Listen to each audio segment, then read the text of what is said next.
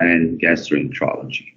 Now, just to confirm if the voice is clear or it's not. It's clear, doctor. Okay, thank you very much. So I'm working as the director for the Advanced Therapeutic Endoscopy Program. You are welcome to join our endoscopy unit if you are interested to see any endoscopic procedures. We do a variety of upper GI, colonoscopies, ERCP, endoscopic ultrasound, and you are always welcome to come in the north, our fifth floor, to see some endoscopic procedures. Now, as we all know, acute pancreatitis is approximately taking 5% of all cases of abdominal pain admitted. There is a clear geographical variation between the east and western coast of the hemisphere. We used to see more cases of acute pancreatitis in the last 5 years or so. If we look into the prevalence and incidence of acute pancreatitis in the States, we can see that it affects up to 30 per 100,000 population with acute abdominal pain. Acute pancreatitis in most cases is mild to moderate, but there is around 10% of cases are really severe, and those cases will require a very careful attention, early diagnosis, and a multidisciplinary team to tackle and treat this condition. That's for a very clear reason. An important one is that if you diagnose and treat acute pancreatitis early, you will be having a better prognosis, less hospital stay, and less mortality. Now, there are certain prognostic factors for patients presented with acute pancreatitis, and there are more than 4 prognostic criteria. The most common one that we use in the common practice is the Glasgow criteria. So in elderly patients above 55, patients with leukocytosis or hypoxia, patients with hypoalbuminemia or hypocalcemia, those with high glucose level or urea, and those with raised ALT and LDH are poor prognostic factors for acute pancreatitis. So it's important when you see the patient for the first time to keep all these investigations on board and to watch these electrolytes and sugar and proteins, looking into the levels if they are improving or not.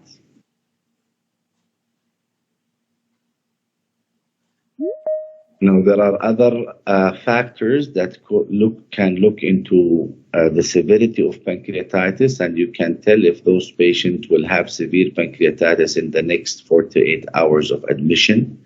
Usually, obese patients do bad if they present with acute pancreatitis. Patients with pleural effusion in chest X-ray, and people who have an Apache 2 score of 8 or above. 24 hours and 48 hours are basically the same, but we look after 1 to 2 days of admission if the patient acute pancreatitis starts to affect other organs and there will be a persistent organ failure, especially if they are multiple. That's a severe and a bad prognostic factor of acute pancreatitis.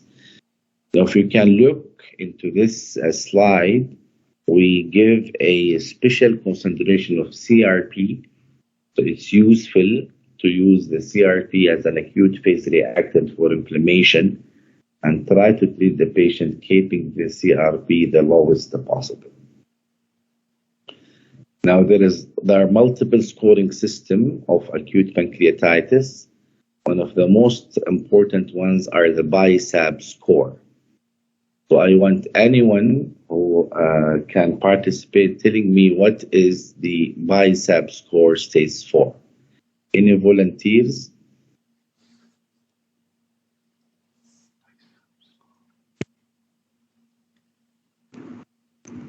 It checks for the BUN, the impaired mental status. Yes. inflammatory markers, the age, and the pleural effusion. Excellent. So now if you look into the literature, you will look into a lot of scales. The problem in these scores or scaling system is that they are cumbersome. They need a lot of investigations, and you have to follow the patient probably for 1 day to 2 days to look into a full scoring system. The beauty of BISAP score is that it's a recently adopted score for patients of pancreatitis. It's easy. You can determine the mortality for patients of acute pancreatitis by looking into 5 simple points. So you look into the urea level, if it's above 25 milligram per deciliter. Then you look for the I, which is the impaired mental status. If the patient is agitated or unconscious or have delirium or any other features. The S goes for the SIRS. So if you are hypo or hyperthermic, if the patient is tachycardic, if they have a high respiratory rate or low oxygen saturation, and if there is a leukocytosis or bandemia. Then A states for the age if it's above 50, and P states for a pleural effusion. So if you look again into this, you can see that all these are simple to obtain during the patient presentation on the emergency. All what you have to do is just to take the vital signs and to do a chest X-ray and check for urea level. Now, there is no mild, moderate, severe in this score, but we can tell that if the patient scores 3 and above, that's a severe pancreatitis. If it's 0, 1, 2, this is mild to moderate. You can see the numbers here. The numbers here states the mortality. We are talking about 25% mortality. 1 out of 4 people can die of acute pancreatitis if they score a BISAP score of 5. In contrast to if you score 1, you will have like 1 in each 500 or 600 patients to die from acute pancreatitis. Now, we encourage our residents in any case of acute pancreatitis to calculate the BISAP score and to tell us what is the BISAP score on presentation.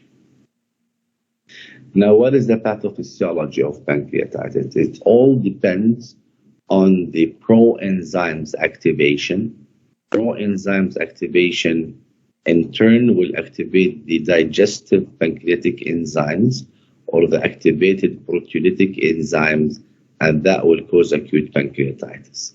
So anything that increases the proenzymes will increase the possibility of having acute pancreatitis. Now, there are many factors that looked into this, but the most important, I list them in this slide. So if you have pancreatic duct obstruction due to stones or tumors or strictures in the common bile duct or in the pancreatic duct, if you have anything that stimulates the pancreas externally, just as high-fat diet, alcohol intake, or if you have a reflux of the bile in the duodenal content into the pancreatic duct, that will cause inflammation of the pancreatic duct and the pancreatic cells and causing pancreatitis, and some genetic factors as well that can defect the intracellular transportation and secretion of the pancreatic enzymes and cause acute pancreatitis. So our aim is to avoid as much as we can any aggravating factors that can activate the cascade of acute pancreatitis and presentation. Now, if we look into the causes of acute pancreatitis, there are more than 20 causes. But the most important ones, and the one that you really have to know, are basically 4 of them. They're either gallstones or alcohol or post-ERCP pancreatitis.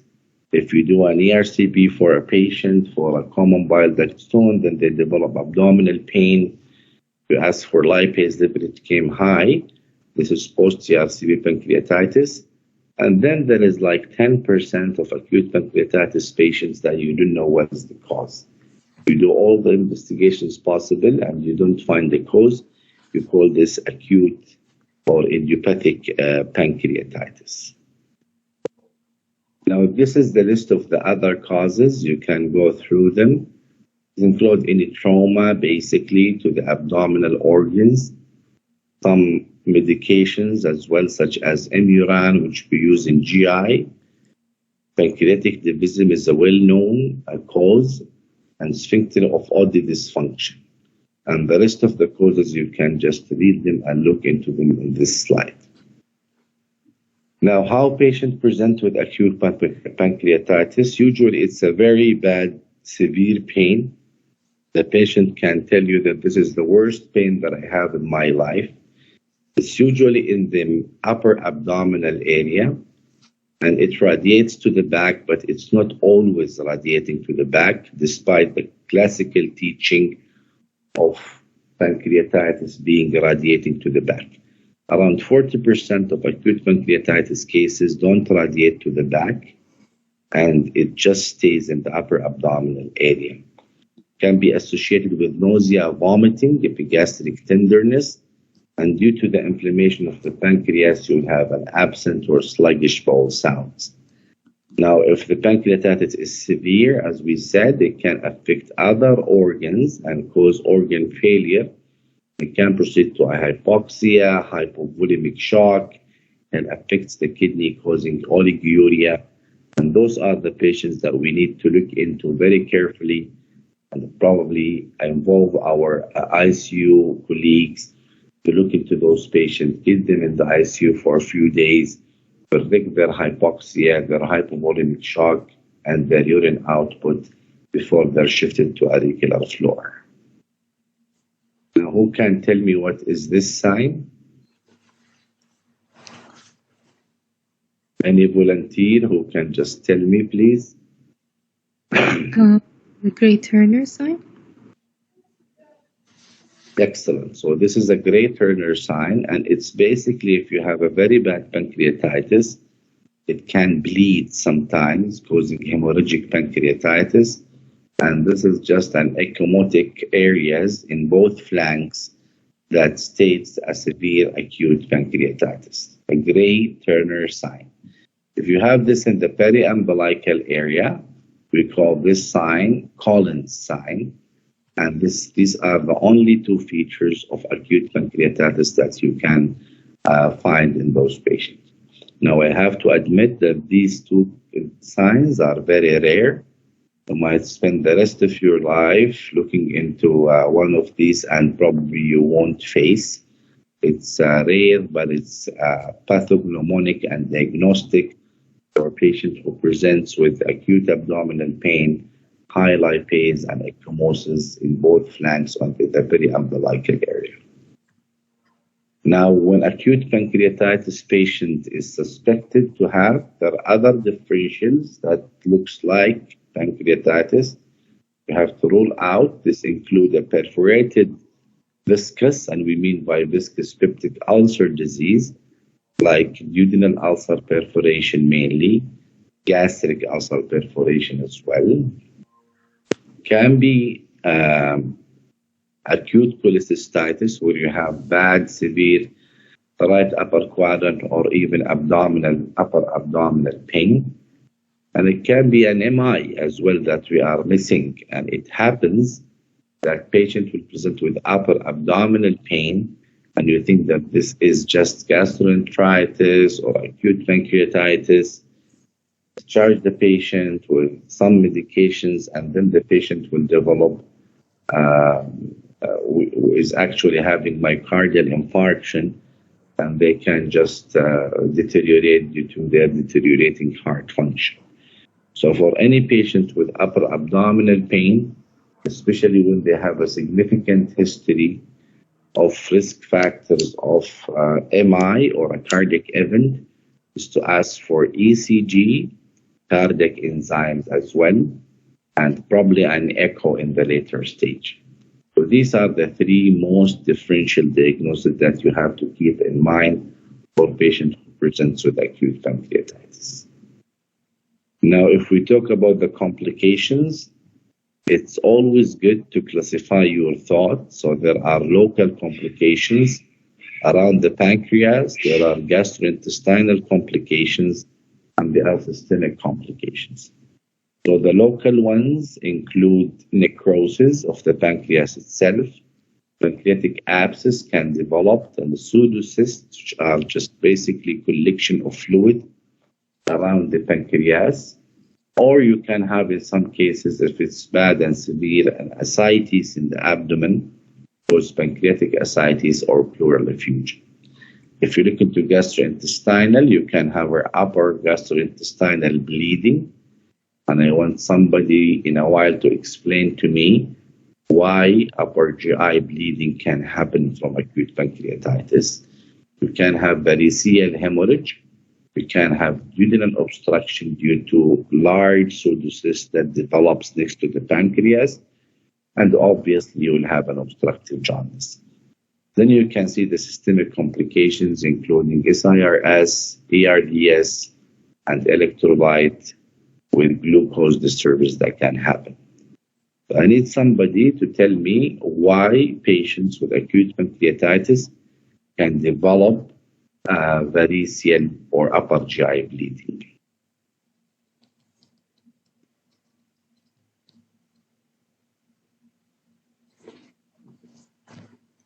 I think because there's the splenic artery and the splenic vein, they're behind the pancreas. So when there's an inflammation of the pancreas, the blood flow is going to be affected. And so there's going to be a backflow to the gastric cardia. Excellent. So that would lead to gastric Who's this? Who's talking? Hala. Hala. What is your full name, Hala? Hala Dababu. Okay, excellent. Yeah, so this is the thing, is that when you have inflammation, there are two important blood vessels that runs behind the pancreas, the splenic artery and the splenic vein. So you will have a disturbance of the normal flow to the spleen, and that will cause a backflow of the pancreatic artery and pancreatic vein and cause thrombosis. Then this will go back into the fundus of the stomach, and you can have gastric varices. If you have gastric varices and they are enlarged, are not treated, you can just bleed massively from acute pancreatitis. It's not a very common scenario, but it can happen in some patients who develop splenic vein thrombosis. Now, if you are to ask about one blood test that can diagnose pancreatitis, I'll tell you lipase and not amylase. And that's for a good reason, is that lipase is more specific. Amylase can be secreted in multiple other organs, but we always ask our residents or the ER staff who's covering the emergency to ask for lipase level. Now, if it's 3 upper limit of normal or above, this diagnose a pancreatitis in those patients. You can ask for plain X-ray to look into other differential diagnoses to exclude perforation of peptic ulcer disease. You can ask for a CT scan or ultrasound to look and to evaluate into the pancreas itself. You can start by an ultrasound. You will find an inflamed pancreas with peripancreatic fluid collection, and your radiologist can tell you that this patient had acute pancreatitis.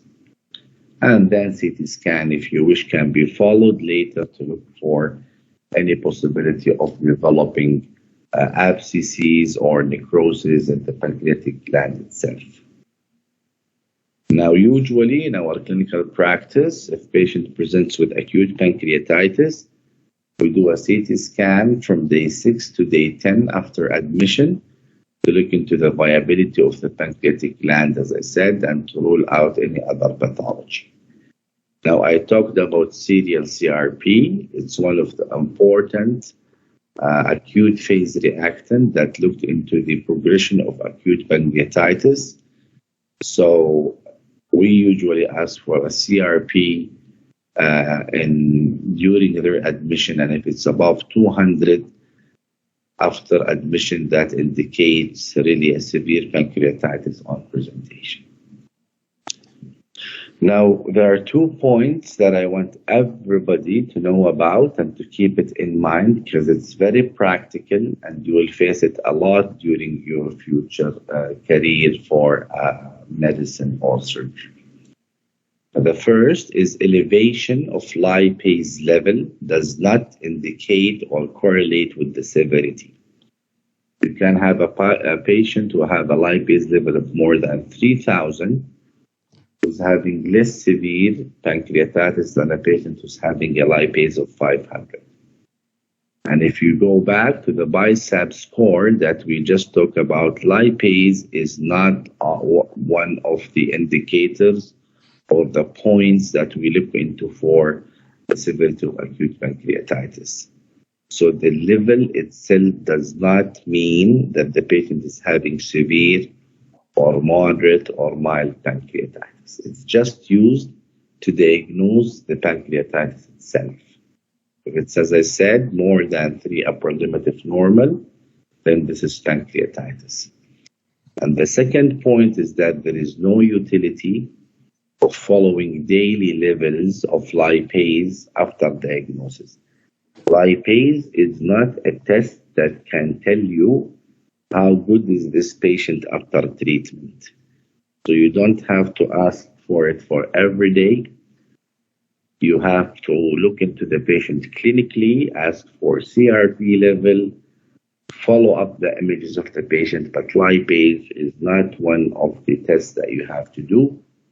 There's a lot of mistakes that can take place where you find the in-floor trainee or residents have been asking for lipase every day to look into the level. This has nothing to do. You just use it to diagnose the disease or to exclude it on presentation. Now, I'm sure you know the management of acute pancreatitis. These are the key points. You have to establish the diagnosis early. You have to stratify the severity of pancreatitis. You have to treat and resuscitate those patients early. You have to detect and treat the complications of pancreatitis. You have to look into the underlying cause and treat it if possible. These are the most important ones. Now, there is no doubt that patients with pancreatitis will have pain. So you have to give them good pain and analgesia to keep them out of the pain that they have. You can start with NSAIDs, and they can go with more powerful medications like fentanyl or morphine. This is an important one. And then we have to give those patients lots of IV fluid. We give them around 20 ml per kg per hour. So some patients will end by having 4 liters of IV fluid inside, because increasing intravascular volume can reduce and improve the cytokine and inflammatory cascade and can cause less complications and inflammation of the pancreatic gland. If the patient is sick, we have to take them to the ICU. If they need ventilation or non-invasive ventilation or intubation, you have to take them as well. And then you have to look into other abnormalities and treat accordingly. Now, if you look into the enteral feeding, we always encourage enteral feeding after a short period of keeping patient nil per mouth, because this will maintain the normal gut function and will keep a normal gut-blood barrier to be functioning normally. So you can keep the patient MPO for a few days. Then you just try to give those patients a little bit of food enterally by mouth and look into the pain and the clinical presentation or the clinical outcome of what you give. But you don't use TPN, or we discourage using TPN, total parenteral nutrition, for a patient who is having acute pancreatitis. We always give DVT prophylaxis, as you know, and there is no rule of giving prophylactic antibiotics. If a patient presents with pancreatitis, there are no signs of leukocytosis, fever, you don't give those patients antibiotic prophylactically to just prevent or assume that those patients will have infection. You give antibiotics only if the patient presents with an abscess or features of septicemia or leukocytosis, you give them. But ideally, we just keep them MPO, we give them lots of IV fluid, and we give them pain medication to improve their pain. Usually they can improve the next 3 to 4 days, and then if there is a cause, you have to treat and to prevent the complications. Now, the only case scenario where we give antibiotic is a patient having cholangitis. I'm gonna talk about in the next few slides in association with severe pancreatitis, where we have to do ERCP. And then if the cause of cholangitis is stones in the common or in the gallbladder that sludged into the common bile duct, we have to do cholecystectomy. And then if the patient have more complication of necrotizing pancreatitis or an abscess or a collection, then there are a very specific advanced endoscopic procedure of stenting that we can do, and you are welcome to join at any time to look for these cases in our endoscopy unit. Now, ascending cholangitis is basically an infection of the biliary tract. It's a gastrointestinal emergency because it has a high morbidity and mortality. And the causes is basically anything that can obstruct the biliary system from draining normally into the duodenum. You can classify them as intraluminal causes, such as sludge or stones. We have the luminal causes, any problem in the lumen itself, such as malignancy, cancer, or benign stricture or post-transplant stricture. Then external causes that can compress the common bile duct, just as lymph nodes or any other masses or that can obstruct the common bile duct. Now, the acute cholangitis, as we all know, have a Charcot triad that is composing of right upper quadrant pain, jaundice, and fever. And the labs is basically you have an infection. So you have leukocytosis, you have high bilirubin level, you have high liver enzymes, and when you do imaging, it will show you a dilated common bile duct with any pathology that can obstruct the duct itself, can present with or without pancreatitis. Here is the only time we have to give broad spectrum antibiotic. We have to correct the electrolytes. We have to do ERCP endoscopically, and if it's not feasible, we ask our colleagues in the interventional radiology to put a drain. We call it percutaneous transhepatic biliary drainage. So here are two examples. If you look into this fluoroscopy image, you can see that this is the common bile duct. This is the scope itself, and this is the pancreatic duct. Now, there are very important facts that you have to know and to keep it in mind for the rest of your life, because they are easy and you can memorize them normally. These are the sizes of the ducts, the normal sizes. So for the pancreatic duct, which is here, we say 3, 2, 1. That means the head area, you have the pancreatic duct diameter of 3 millimeters. At the neck area, it's 2 millimeters. And at the tail area, it's 1 millimeter. So 3, 2, 1. For the common bile duct, the normal thing is 3 to 4 millimeter. Then you increase 1 millimeter every 10 years per decade. So the 30 years old male or lady can have a diameter of 3 to 4. Then at 40, you will increase 1 millimeter, so it will be 4 to 5. 60, it's 6 to 7, so you increase 1 millimeter every year. So if you look into this, anybody can tell me if this duct is normal or if it's dilated and why. Any volunteer, please?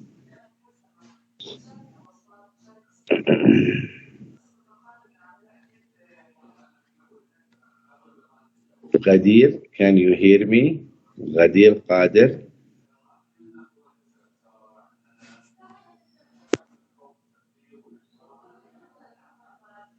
Aya Hassan, can you tell us?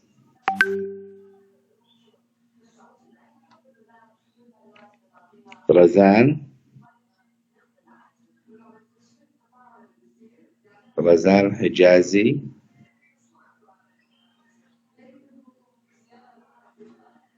Doctor, I can Yeah. answer.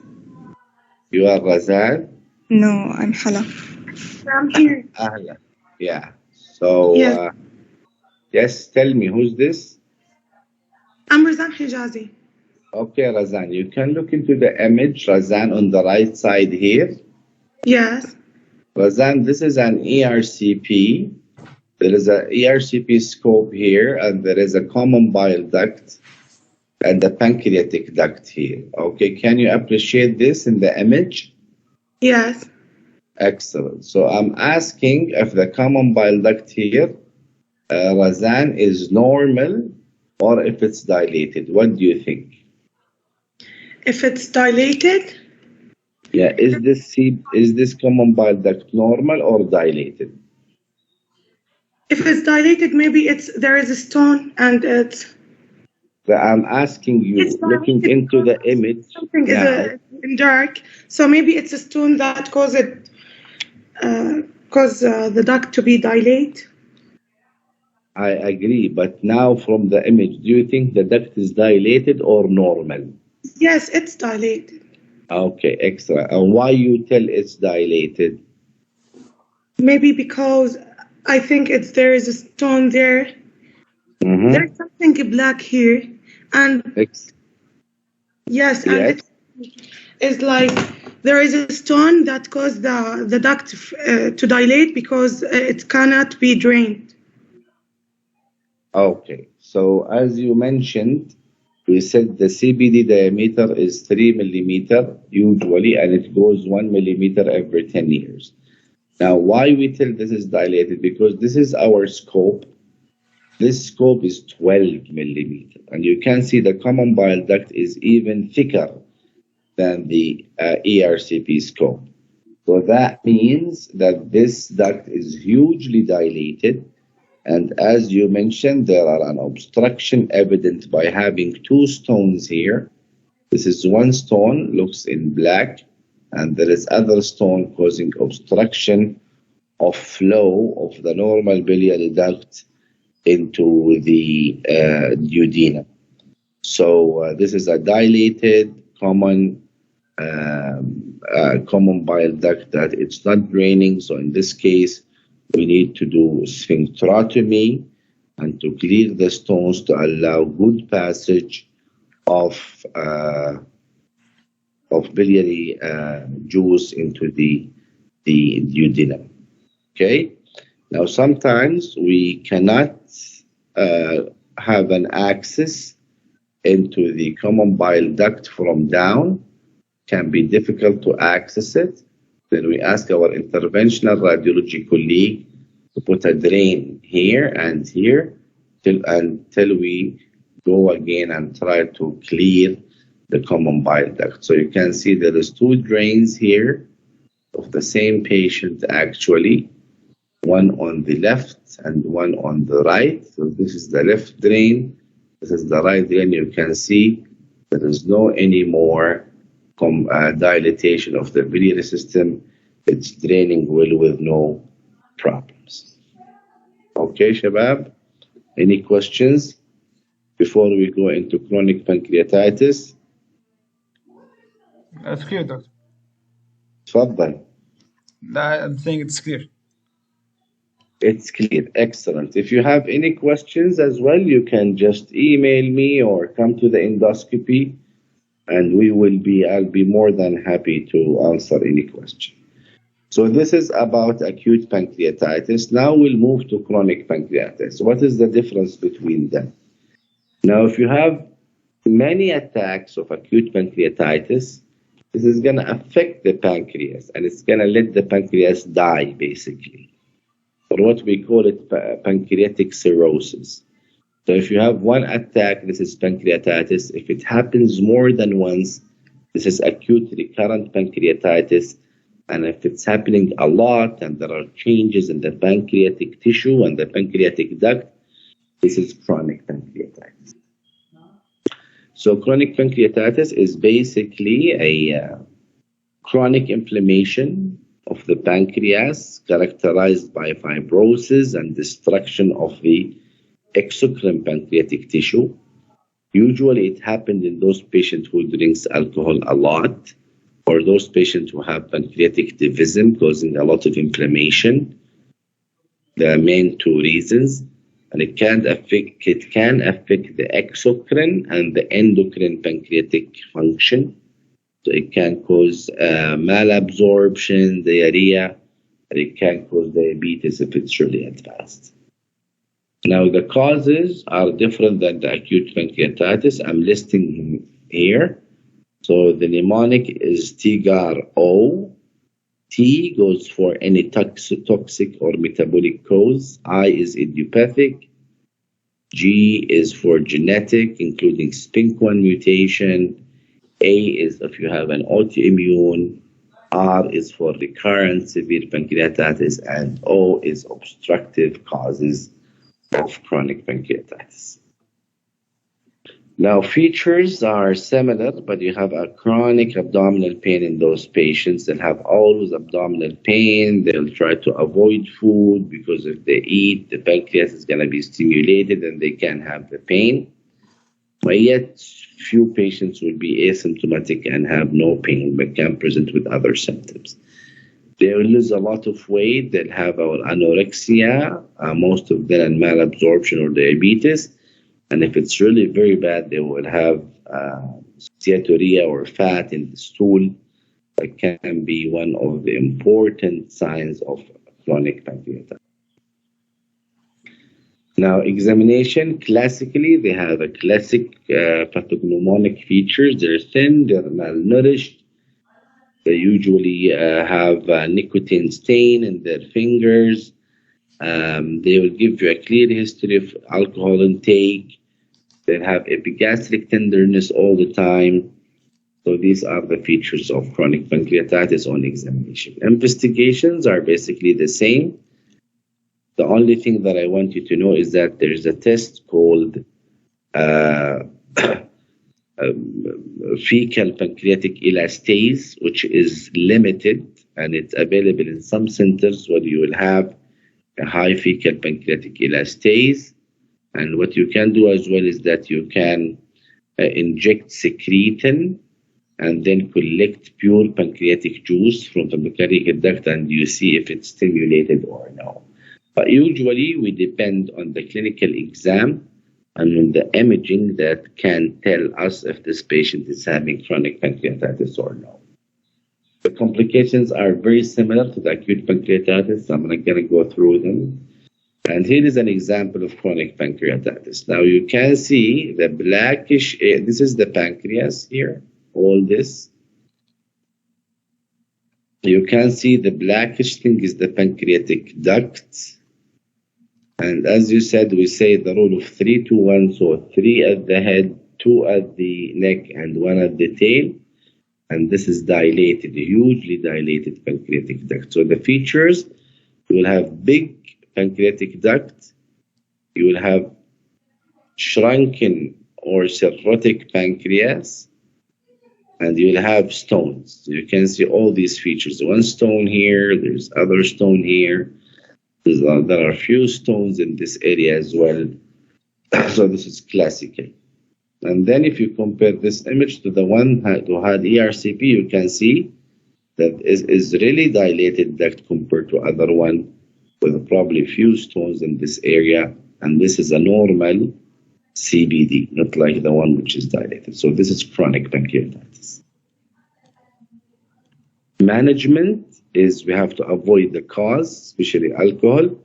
I have to give them pain medications, oral or IV. But we have to be careful not to cause those patients to be addicted to pain medications. And then we have to give them pancreatic enzyme replacement because you don't want to stimulate the pancreas as much as you can. And you want just to keep it in a state mode, and you don't want to stimulate it every time. And then if the pain did not improve, we can do some endoscopic procedure specifically where we block the celiac plexus through the gastric wall or through the stomach with a special needle using a technique called endoscopic ultrasound. And we had few cases. You can join us and see how this is done. And we have to treat malabsorption. We have to restrict the dietary fat intake. And you have to use proton pump inhibitors to help pancreatic enzyme not to be digested in the stomach and to have them functioning in the small intestine. The last slide or couple slides I'll talk about is an entity called autoimmune pancreatitis.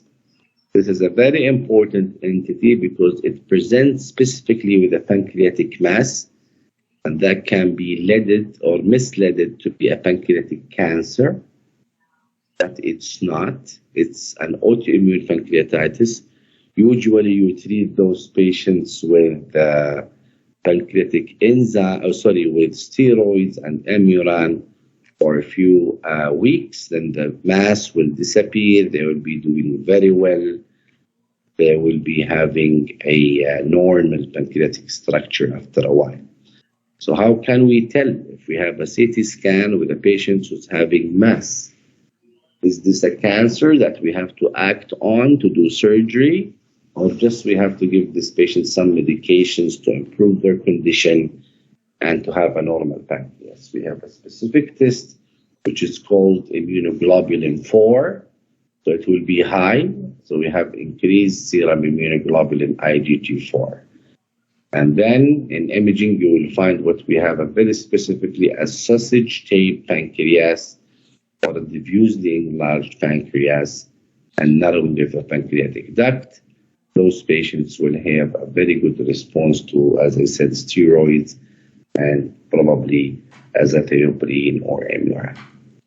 Now, by this, I've done my presentation. You are always welcome to ask any question through email or by coming into my clinic. I think I'll share this slide with you guys, then you can go through it and just let me know if you have any queries or concerns. By this, we're ending. Any questions, or we can end this talk?